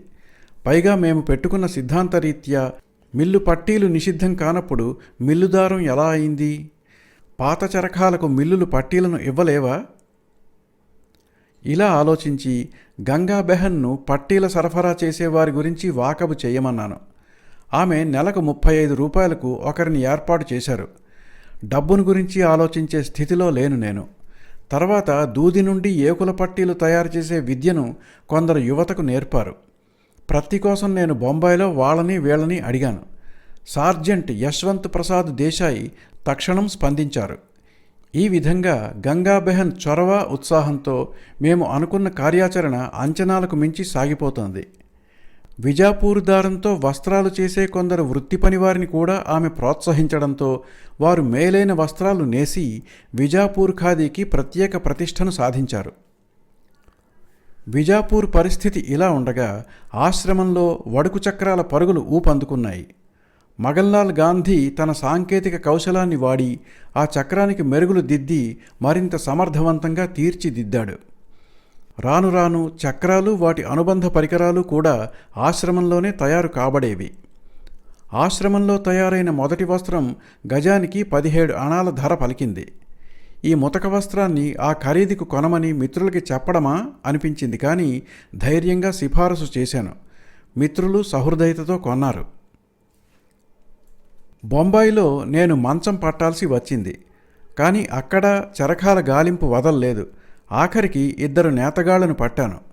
వారు పావు కిలోకి కాస్త ఎక్కువ తూగే ముడిదారానికి రూపాయి ధర చెప్పారు. అప్పట్లో ఖాదీకి సంబంధించిన ఆర్థిక లావాదేవీల మీద నాకు అవగాహన తక్కువ. చేతితో నేసిన దారపు ధర ఎంత చెబితే అంతా ఇచ్చేందుకు సంశయం ఉండేది కాదు. కానీ నేను చెల్లించే ధరను విజాపూర్ వారు చెల్లించే దానితో పోలిస్తే నేను మోసపోతున్నానని అర్థమైంది. తగ్గించేందుకు స్పిన్నర్లు ఒప్పుకోకపోవడంతో వారి సేవలు అక్కర్లేదనుకున్నాను. అయినా పెద్ద నష్టం లేదు. శ్రీమతులు అవంతికాబాయి, రామీబాయి కామదార్, సార్జెంట్ శంకర్లాల్ బ్యాన్కర్ గారి తల్లిగారు, ఇంకా శ్రీమతి వసుమతి బెహన్లు స్పిన్నింగ్ చక్కగా నేర్చుకున్నారు. నా గదిలో వీణుల విందైన చక్రపు సంగీతం ఆరంభమైంది. అది ఔషధమై ఆరోగ్యాన్ని బాగుపరిచింది. అది మనస్సంబంధమైన స్వస్థత. నేను చేయి చేసుకున్నాను గాని అంతంత మాత్రపు ఉత్పాదనే. బొంబాయిలో మళ్లీ చేనేత వడుకు పట్టీల సరఫరా సమస్య అయింది. ఒక వడకరి సార్జెంటు రేవాశంకర్ ఇంటి ముందు నుంచి ఏకుల ధనుస్సు ధరించి వీధమ్మట పోతూ ఉంటే పిలిపించాను. కానీ తన పని పరుపులకు దూదేకడం అని, దారం కోసం వడకాలంటే ధర ఎక్కువ అవుతుందని అన్నాడు. సరేనన్నాను. అలా వచ్చిన దారంలో కొంత వైష్ణవమిత్రులకు పవిత్ర ఏకాదశి మాలల కోసం వితరణ చేశాను. సార్జెంట్ శివజీ బొంబాయిలో ఒక స్పిన్నింగ్ క్లాసు చేపట్టారు. ఈ ప్రయోగాలన్నింటికీ ఖర్చు దండిగానే అయింది. కానీ దేశభక్తి పరులు, మాతృభూమి ప్రేమికులు, ఖద్దరుపైన విశ్వాసం కలిగిన మిత్రులు దాన్ని భరించారు. నా దృష్టిలో అది వృధా కాదు. పైగా ఎంతో విలువైన అనుభవ సంపదను సంపాదించి పెట్టి స్పిన్నింగ్ చక్రపు ప్రభావాన్ని కళ్ళెదట నిలిపింది. మేము తయారు చేసుకున్న ఖద్దరు దుస్తులను నేనెప్పుడు ధరిస్తానా అని చాలా ఆత్రంగా ఉంది. నా ధోవతి ఇంకా ఇండియన్ మిల్లు వస్త్రమే. ఆశ్రమంలోనూ విజాపూర్లోనూ నేసే ముతక ఖద్దరు పంచె 30 అంగుళాల వెడల్పు మాత్రమే కలిగి ఉన్నది. గంగాబెహన్కు ఒక తుది హెచ్చరిక చేశాను. వారు గనక నెల రోజుల లోపల 45 అంగుళాల బట్టను నేసి ఇవ్వలేని పక్షంలో నేను ఆ పొట్టి ముతక పంచెనే ధరిస్తానని. ఆమె షాక్ అయ్యారు. కానీ అవసరానికి తగినట్టుగానే కార్యకౌశలం చూపి నెల తిరిగే లోపలనే 45 ఇంచీల 2 ఖద్దరు ధోవతలను నేయించి ఇచ్చి నా ఇబ్బందిని పరిష్కరించారు. అదే సమయంలో సార్జెంట్ లక్ష్మీదాస్ చేనేత వృత్తి నిపుణుడు సార్జెంట్ రామ్జీని, అతని భార్యను లాఠీ గ్రామం నుంచి ఆశ్రమానికి తోడుకొని వచ్చి వారి చేత ఖాదీ ధోతీలను నేయించారు. ఆ విధంగా ఖాదీ ఉద్యమ ప్రచారంలో ఆ భార్యాభర్తలు తమ వంతు తోడ్పాటుగా గుజరాత్ లోపల వెలుపల కూడా ఎంతోమంది చేనేత చేపట్టేలా ప్రోత్సహించి ఉద్యమాన్ని బలోపేతం చేశారు. సార్జెంట్ రామ్జీ భార్య పేరు కూడా గంగా బెహన్. ఆమె నేర్పుతో ఓర్పుతో నూలు వడికే దృశ్యం కన్నుల పండువగా ఉండేది. అంతగా చదువురాని ఈ చెల్లెమ్మ మగ్గం ముందు కూర్చుని పని ప్రారంభించారంటే ఆమె దృష్టిని పనిమించి మళ్లించడం ఎవరి తరమూ అయ్యేది కాదు. ప్రబోధాత్మక సంభాషణ. ఆదిలో స్వదేశీ ఉద్యమం అని పిలువబడిన ఖాదీ ఉద్యమానికి మిల్లు యజమానుల నుంచి ఎక్కువ విమర్శలే వచ్చేవి. స్వయంగా మిల్లు యజమాని అయిన లేట్ ఒమర్ సొభానీ ఎప్పటికప్పుడు సహ మిల్లర్ల అభిప్రాయాలను నాతో పంచుకుంటూ ఉండేవారు. వారిలో ఒకరి వాదన అతనికి విపరీతంగా నచ్చింది. అతన్ని కలవమని నన్ను ప్రోత్సహించారు. సరేనన్నాను. ఆ మిల్లు ఓనరు ఇలా ఆరంభించారు. ఇంతకు మునుపు స్వదేశీ ఉద్యమం ఉండేది కదా అని. అవునన్నాను నేను. అయితే మీకు ఇది కూడా తెలిసి ఉండాలి. బెంగాల్ విభజన సమయంలో మా మిల్లు యజమానులం స్వదేశీ ఉద్యమాన్ని ఉపయోగించుకుని బాగా లాభపడ్డాం. ఉద్యమం తీవ్రమైనప్పుడు బట్ట ధరలు విపరీతంగా పెంచేవాళ్ళం. ఇంకా చెడ్డ పనులు కూడా చేశాం. అవును, అవి నా దృష్టికి వచ్చాయి. చాలా విచారించాను అన్నాను. అర్థం చేసుకోగలను, కానీ అది అర్ధరహితం. మా వ్యాపారాలు లాభానికి చేస్తాం, ప్రజాసేవకు కాదు. ఖాతాదారుల సంతృప్తి మాకు ముఖ్యం. ఏ వస్తువు ధరైనా దానికి ఉన్న డిమాండ్ను బట్టి పెరుగుతుంది. సప్లై డిమాండ్ సూత్రాలను ఎవరు నిర్ణయించగలరు? బెంగాలీలు తమ పోరాటం వల్ల స్వదేశీ వస్త్రానికి డిమాండ్ పెరుగుతుందని, దానికి అనుగుణంగా ధర కూడా పెరుగుతుందని గ్రహించే ఉండాలి అని అన్నారు అతను. నేను అడ్డుపడ్డాను. నాలాగే బెంగాలీలు కూడా స్వభావరీత్యా నమ్మకస్తులు. మిల్లు యజమానులు స్వార్థపరులై, దేశభక్తి రహితులై అత్యవసర కాలంలో తమ దేశాన్ని లాభాపేక్షతో దగా చేయబోతారని, మీదుమిక్కిలి విదేశీ గుడ్డని తెచ్చి స్వదేశీ అని సొమ్ము చేసుకునే స్థాయికి దిగజారుతారని అనుకోలేదు అని. మీ విశ్వాసతత్వం నాకు తెలుసు అన్నారతను. అందుకే నన్ను కలవమని మిమ్మల్ని ఇబ్బంది పెట్టాను. అమాయకులైన బెంగాలీల మాదిరి మీరు కూడా ఇప్పుడు అదే తప్పు చేయకుండా హెచ్చరించాలని. ఇలా అని ఆ మిల్లు యజమాని అక్కడ నించొని ఉన్న గుమాస్తాను తమ మిల్లులో తయారయ్యే వాటి శాంపిల్స్ తీసుకురమ్మని పురమాయించారు. అవి చూపి అన్నారు, చూడండి, డిమాండ్కు అనుగుణంగా మేము తయారు చేసిన ఆధునిక రకం ఉత్పాదన ఇది. దీనిని మేము వ్యర్థంగా వదిలేసిన దారం నుండి చేస్తాం, అందుకని చవక. దీన్ని ఉత్తరాది అంచుల్లోని హిమాలయాల వరకు సప్లై చేస్తాం. దేశవ్యాప్తంగా మా ఏజెన్సీలున్నాయి. మీవి కానీ మీ ఏజెంట్లవి కానీ గొంతులు చేరుకోలేనంత మారుమూలల్లో. మాకు ఏజెంట్ల అవసరం లేదని మీరు గమనించవచ్చు. పైగా ఇండియాలోని వస్త్రం ఇక్కడి అవసరాలకు చాలదు. అందువల్ల స్వదేశీ అంశ సాధన ఉత్పత్తి మీద ఆధారపడి ఉంటుంది. ఎప్పుడైతే అవసరానికి తగినంత బట్టను నేసి సరఫరా చేయగల స్థితికి చేరుకుంటామో అప్పుడు విదేశీ దిగుమతులు వాటంతట అవే ఆగిపోతాయి. అందువల్ల మీకు నా సలహా ఏమిటంటే, ఇప్పుడున్న విధానంలో ఈ ఉద్యమాన్ని కొనసాగించకండి. మీ దృష్టిని మరిన్ని కొత్త మిల్లుల స్థాపన మీద పెట్టండి. ఇప్పుడు మనకి డిమాండ్ను పెంచే ప్రచార ఆర్భాటం కాదు కావలసింది, ఉత్పత్తి పెరుగుదల అని అన్నారు. నేనది చేపడితే మీ ఆశీస్సులు నాకు పూర్తిగా ఉంటాయని భావించవచ్చా అన్నాను. కొత్త మిల్లుల స్థాపనే గనక మీ ప్రచార లక్ష్యమైతే తప్పకుండా అన్నారతను. పూర్తిగా అదేనని కాదు గాని నేను స్పిన్నింగ్ చక్రాల వినియోగానికి పునర్వైభవం తీసుకువచ్చే పనిలో ఉన్నాను అన్నాను. అదేమిటి అని అడిగారతను అర్థం కాక. నేనతనికి స్పిన్నింగ్ చక్రాల గురించి, వాటి వినియోగం కోసం నేను చేసిన ప్రయత్నాల గురించి వివరించి అన్నాను. మీ అభిప్రాయంతో ఏకీభవిస్తున్నాను. నేను మిల్లుల ఏజెంటుగా మారడం వల్ల ప్రయోజనం లేదు. అది దేశానికి మేలు కన్నా కీడెక్కువ చేస్తుంది. మిల్లులకు సమీప భవిష్యత్తులో కస్టమర్ల కొరత లేదు. నా పనల్లా చేతితో నేసిన వస్త్రకార్మిక రంగాన్ని సంఘటితం చేయడం, అలా ఉత్పత్తి అయిన ఖాదీ అమ్ముడయ్యేలా చూడడం. ఆ ప్రకారం నా దృష్టిని ప్రస్తుతం ఖాదీ ఉత్పాదన మీద కేంద్రీకరిస్తున్నాను. భారతదేశంలో కడుపు నిండని బడుగు మహిళా చేనేత వృత్తికారులకు స్వదేశీ ఉద్యమం ఉపాధి కల్పించగలదనే పూర్తి నమ్మకాన్ని దానిపై ఉంచి పని చేస్తున్నాను. ఈ మహిళలు నూలు వడికి ఆ దారంతో వస్త్రాలు నెయ్యాలి. దేశవాసులు దాన్ని ధరించాలి. ఈ ఉద్యమం ఏ మేరకు సఫలమవుతుందో తెలీదు. ప్రస్తుతం అది శైశవావస్థలో ఉంది. కానీ దానిపై నాకు పరిపూర్ణ విశ్వాసం ఉంది. దానివల్ల మేలు అటుంచి కీడు మాత్రం జరగదు. పైగా దేశంలో ప్రస్తుతం జరిగే వస్త్ర ఉత్పత్తికి అది తన వంతు తాను జత చేస్తుంది. ఆ విధంగా అది లాభదాయకమే. నా వివరణను అనుసరించి మీరు జరగవచ్చని పేర్కొన్న తప్పిదాలు ఏవీ జరగబోవనే విషయం మీకు రూఢిపడి ఉంటుంది అని అన్నాను. బదులుగా ఆయన ఇలా అన్నారు, మరింత వస్త్ర ఉత్పత్తి కనుక మీ ఉద్యమ లక్ష్యమైతే దానికి వ్యతిరేకంగా నేను చెప్పేందుకేమీ లేదు. ఈ పారిశ్రామిక యుగంలో చేనేత చక్రం నిలదొక్కుంటుందా అన్నది వేరే ప్రశ్న. ఏదేమైనా మీకు విజయోస్తు అని అంతటితో ఆ చర్చను ముగించారు.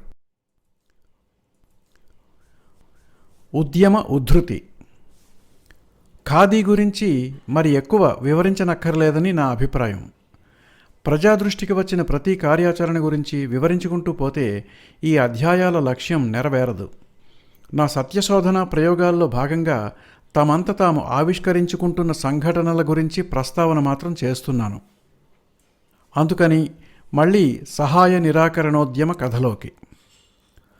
అలీ సోదరులు ఆరంభించిన ఖిలాఫత్ పోరాటం ఉధృతంగా సాగుతున్న సమయంలో నేను లేట్ మౌలానా అబ్దుల్ బారీ ఇంకా మరో ఉలేమాతో సుదీర్ఘ చర్చలు చేశాను. ముఖ్యంగా సగటు మహమ్మదీయులు అహింసావ్రతానికి ఏ మేరకు కట్టుబడి ఉంటారని. ఆఖర్న వారన్నారు, ఇస్లాం విశ్వాసులకు అహింస నిషిద్ధం కాదని, పైగా మాట ఇస్తే దానికి బద్ధులై ఉంటారని. తర్వాత సహాయ నిరాకరణ తీర్మానం ఖిలాఫత్ సదస్సులో ప్రవేశపెట్టబడింది. చర్చోపచర్చలు జరిగాయి.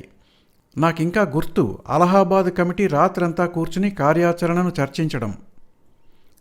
మొదట అహింసాయుతమైన ఉద్యమాచరణ అంటూ కుదిరేదేనా అని స్వర్గీయ హకీం సాహెబు సంశయించారు. నిదానం మీద సంశయం తొలగి త్రికరణ శుద్ధిగా ఉద్యమ రంగంలోకి ఉరికారు.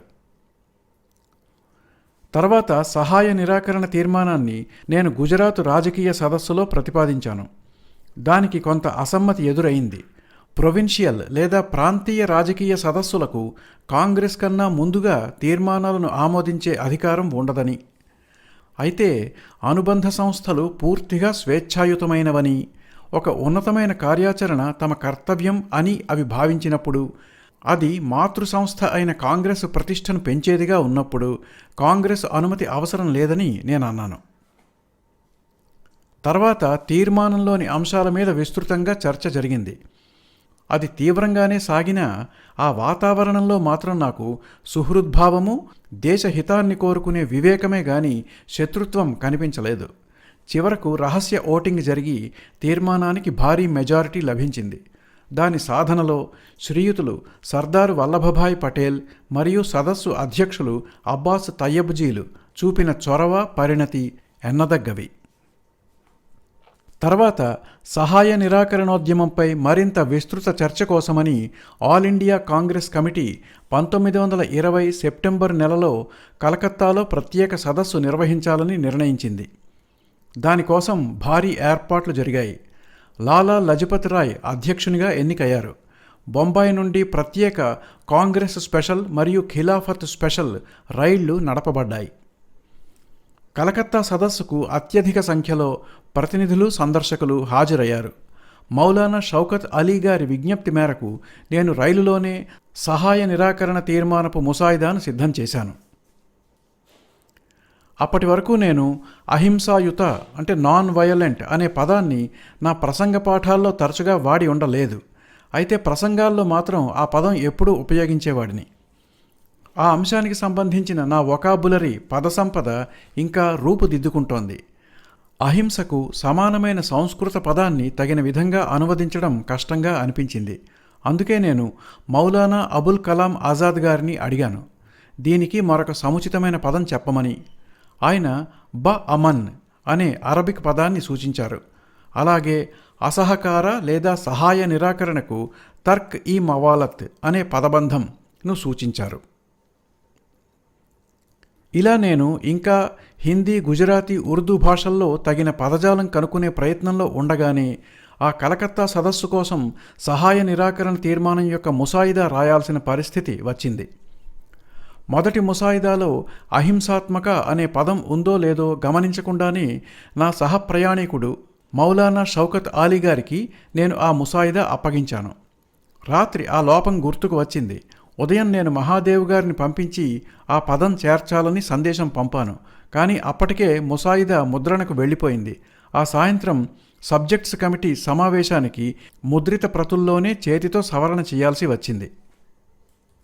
అప్పటికి తీర్మానానికి ఎవరు మద్దతిస్తారు, ఎవరు ఇవ్వరు అని స్పష్టత లేదు. లాలా లజపతి రాయ్ వైఖరి కూడా తెలియదు. సమావేశానికి doctor Annie Besant, Pandit Malaviyaji, Shri Vijaya Raghavachari, Pandit Motilalji, Deshbandhu Chittaranjan Das ఇత్యాది మహామహులు హాజరయ్యారు.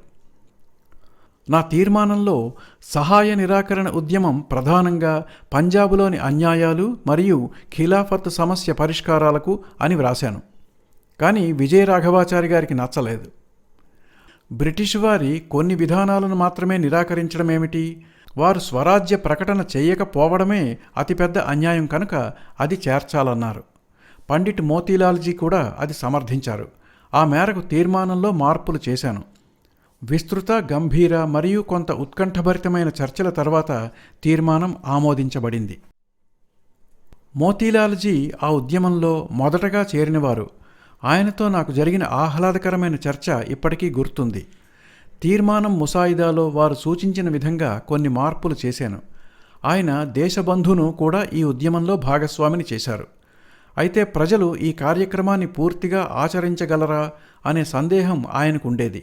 నాగపూర్ కాంగ్రెస్ సదస్సులోనే ఆయన, లాలాజీ ఇద్దరూ ఈ ఉద్యమాన్ని హృదయపూర్వకంగా స్వీకరించారు. స్వర్గీయులు లోకమాన్యులు లేని లోటు ఆ ప్రత్యేక సదస్సులో నాకు కొట్టొచ్చినట్టు కనిపించింది. వారే గనక జీవించి ఉంటే నా ప్రయత్నానికి ఆయన సమర్థన అయినా వ్యతిరేకత అయినా నాకు ఆశీర్వాదంగానే భావించి ఉండేవాడిని.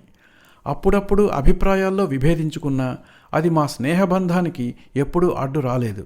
నన్ను తన ప్రియ శిష్యునిగానే భావించి దిశానిర్దేశనం చేసేవారు. ఈ పంక్తులు రాస్తున్న ఈ క్షణంలో కూడా గుర్తుంది. మా బృందం అంతా కూర్చుని ఉండగా సహచరుడు పట్వర్ధన్ లోకమాన్యుల మరణవార్తను ఫోన్లో తెలియజేసినప్పుడు ప్రపంచమే శూన్యమైపోయిన భావన. అనుకోకుండా నా నోటి వెంట ఈ వాక్యం వెలువడింది. నా అత్యంత బలమైన ఆధారం కూలిపోయింది అని.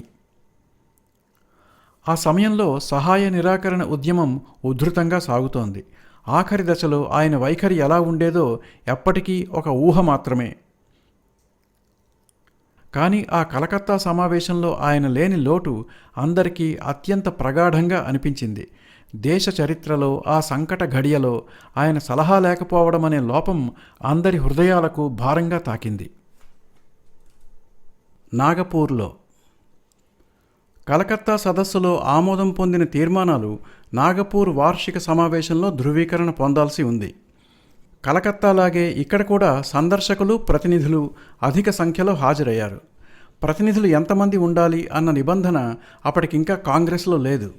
ఫలితంగా నాకు గుర్తున్నంత వరకు ఈ సమావేశానికి హాజరైన వారి సంఖ్య 14,000 దాటి ఉండవచ్చునని నా అంచనా.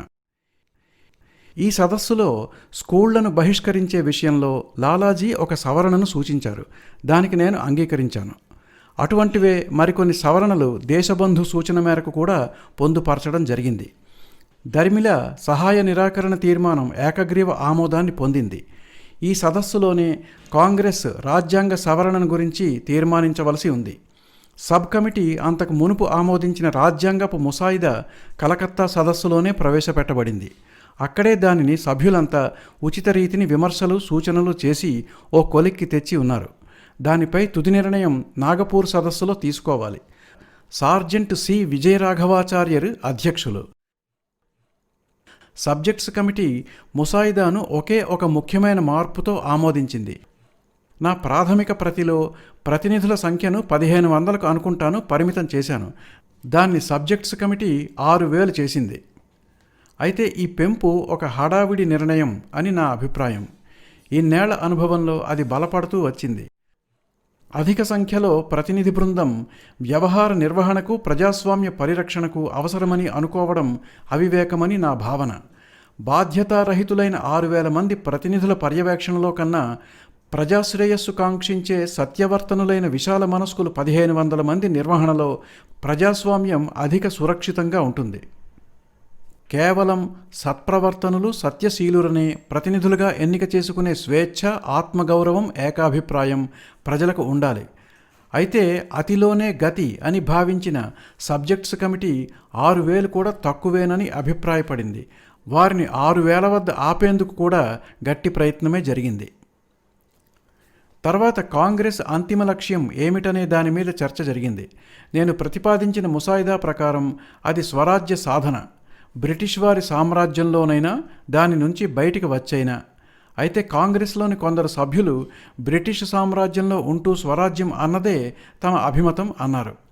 వారి సవరణను పండిత మాలవీయ, మిస్టర్ జిన్నా ప్రతిపాదించారు. కానీ దానికి ఎక్కువ ఓట్లు దక్కలేదు. రాజ్యాంగ ముసాయిదా అనుసారం స్వరాజ్య సాధనోద్యమం అహింసాయుతంగా ఉండాలి. అది వ్యతిరేకతను ఎదుర్కొంది. సాధనే ముఖ్యంగాని సాధనం కాదన్నారు. చివరికి ముసాయిదా ప్రతిపాదనే ఆమోదం పొందింది. నా ఉద్దేశంలో ప్రజలు నిజాయితీగా, తెలివిగా, దీక్షగా రాజ్యాంగ రచనలో పాలు పంచుకుని ఉంటే అదే ఒక సార్వజనిక విద్యా సాధనమై ఉండేది. దాని తయారీలోనే స్వరాజ్య సాధనకి సరైన మార్గము స్ఫురించేది. ఈ కాంగ్రెస్లోనే హిందూ ముస్లిం ఐక్యత, అస్పృశ్యత నిర్మూలనం, ఖాదీ వినియోగ విస్తృతి కూడా ప్రవేశపెట్టబడ్డాయి. అంతకు మునిపే హిందూ సమాజం తనను పట్టి పీడిస్తున్న అంటరానితనపు జాడ్యాన్ని వదిలించుకునే సంకల్పం కలిగి ఉండడం, ఖాదీ మాధ్యమం ద్వారా కాంగ్రెస్ భారతదేశంలోని ఎముకల గూళ్ల వంటి ప్రజలకు సన్నిహితమయ్యే అవకాశాన్ని గుర్తించడం, సహాయ నిరాకరణ ప్రతిపాదనకు ఖిలాఫత్ అంశమే ఒక ముఖ్య కారణం కనుక హిందూ ముస్లిం ఐక్యత ప్రాముఖ్యాన్ని అప్పటికే ప్రజలు గుర్తించి ఉండడం వల్ల ఈ తీర్మానాలు కూడా ఏకగ్రీవ ఆమోదాన్ని పొందాయి. వీడ్కోలు. ఈ అధ్యాయాలను ఇక్కడితో ముగించాల్సిన సమయం వచ్చింది. ఇక్కడి నుంచి నా జీవితం అంతా ప్రజల మధ్యనే నడిచింది కనుక వారు కొత్తగా తెలుసుకోవాల్సిందంటూ ఏమీ లేదు. పైగా 1921 నుంచి నేను కాంగ్రెస్ నాయకులతో కలిసి అతి సన్నిహితంగా పనిచేయడం వల్ల నా జీవితానుభవాల ప్రస్తావన అంటే వారితో నాకు గల అనుబంధం గురించిన వివరణే. ఈనాడు శ్రద్ధానందజీ, దేశబంధు, హకీం సాహెబ్ అండ్ లాలాజీ వంటి మహనీయులు మన మధ్య లేకున్నా ఇంకా ఎంతోమంది గొప్ప నాయకులు మన మధ్య పనిచేస్తూ మనకు మార్గనిర్దేశనం చేస్తూ ఉండడం మన అదృష్టం. ఇంతవరకు ప్రస్తావించినవి తర్వాత చోటు చేసుకుంటున్న మార్పులతో కాంగ్రెస్ చరిత్ర ఇంకా రూపుదిద్దుకుంటోంది. గత 7 ఏళ్లుగా నా ముఖ్య ప్రయోగాలన్నిటిలోనూ కాంగ్రెస్ ప్రమేయం ఉన్నది. వాటిని గురించి వివరించాలంటే వివిధ నాయకులతో గల నా సాన్నిహిత్యాన్ని ప్రస్తావించాలి. అది యుక్తం కాదన్న భావనతో వదిలివేస్తున్నాను.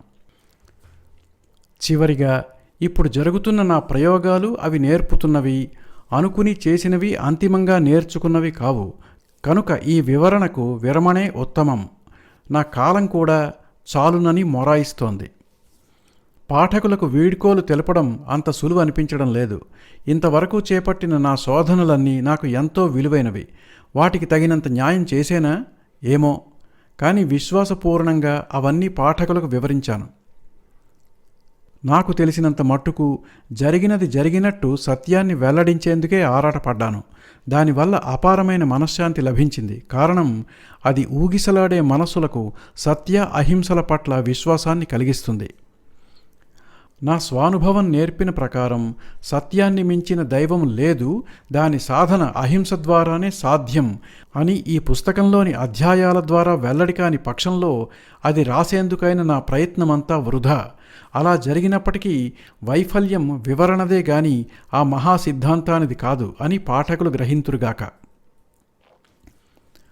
నాకు తెలుసు, అహింసాచరణం కోసం నేను పడే పాట్లు ఇంకా అపరిపూర్ణాలు, అసమగ్రాలు. సత్యశోధనలో నాకు కలిగిన స్వల్ప తాత్కాలిక అనుభవాలను ప్రస్తావించినంత మాత్రాన నిత్యము మనకు గోచరమయ్యే సూర్యకాంతి కన్నా మహాధిక తేజస్సంపన్నమైన ఆ సిద్ధాంత ప్రభావం విశదపడదు. నిజానికి నాకు సాక్షాత్కారమైనది ఆ ప్రచండ తేజస్సంపదలోని ఒక సామాన్య కాంతి కిరణం. నా శోధనలు ప్రకటించిన దాని ప్రకారం ఒకటి స్పష్టం: సత్యపు పరిపూర్ణ సాక్షాత్కారం సిద్ధించేది అహింసా మార్గంలోనే. సర్వవ్యాపకమైన దాని అంతరార్థం తెలుసుకోగోరేవారు సృష్టిలోని అత్యధమ ప్రాణిని కూడా ప్రేమించగలగాలి. అది ఆశయంగా కలిగిన వారికి ప్రపంచంలో ఏ పని వర్జనీయం కాదు. ఆ విధంగా నా సత్య విధేయత నన్ను రాజకీయాల్లోకి ప్రేరేపించింది. ఈ సందర్భంగా నేను నిస్సంకోచంగాను వినయపూర్వకంగాను చెప్పేది, మతధర్మానికి రాజకీయాలతో పని లేదు అని ప్రకటించేవారికి మతమంటే ఏమిటో తెలియదని. అంతరంగ పరిశుద్ధి లేక సకల ప్రాణికోటిలోనూ మనను మనం చూసుకోలేము. అహింసాచరణము సాధ్యపడదు, దైవానుగ్రహము కలగదు. అంతరంగ పరిశుద్ధి చేసే అన్ని పనుల్లోనూ ప్రకటితం కావాలి. పరిశుద్ధ అంతరంగం సాంక్రామికం, ఒకరి నుంచి ఒకరికి వ్యాపించేది. కనుక నిజాయితీతో ఒకరు ఆచరించేది వారి చుట్టూ ఉన్న వ్యక్తులకు, వ్యవస్థకు కూడా వ్యాపిస్తుంది. కానీ అది కష్టసాధ్యం. మనసు, మాట, చేతలలో మోహావేశాలు లేకుండా జాగ్రత్త పడాలి. సమ్మానం, అవమానం, అనురక్తి, విరక్తి వంటి మనోవికారాలకు అతీతులు కావాలి. నా మటుకు నేను కూడా ఇంకా త్రికరణ శుద్ధుడిని కాలేదు. అయినా విడవక ప్రయత్నిస్తూనే ఉన్నాను. అందుకనే ప్రపంచం నాపై కురిపించే ప్రశంస ఆనందానికి బదులు అసౌకర్యం అనిపిస్తుంది.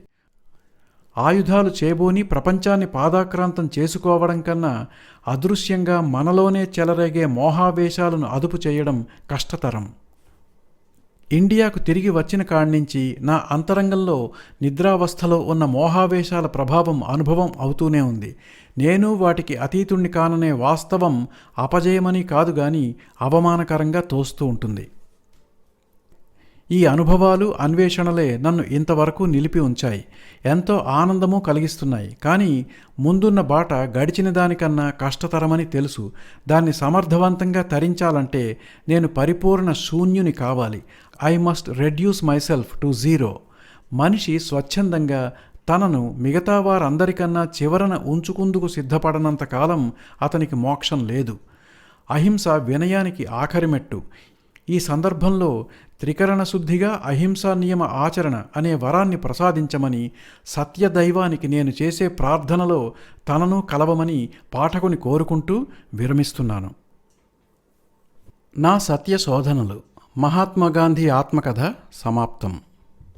అనువదించి చదివినవారు ఎంవి సూర్యనారాయణ.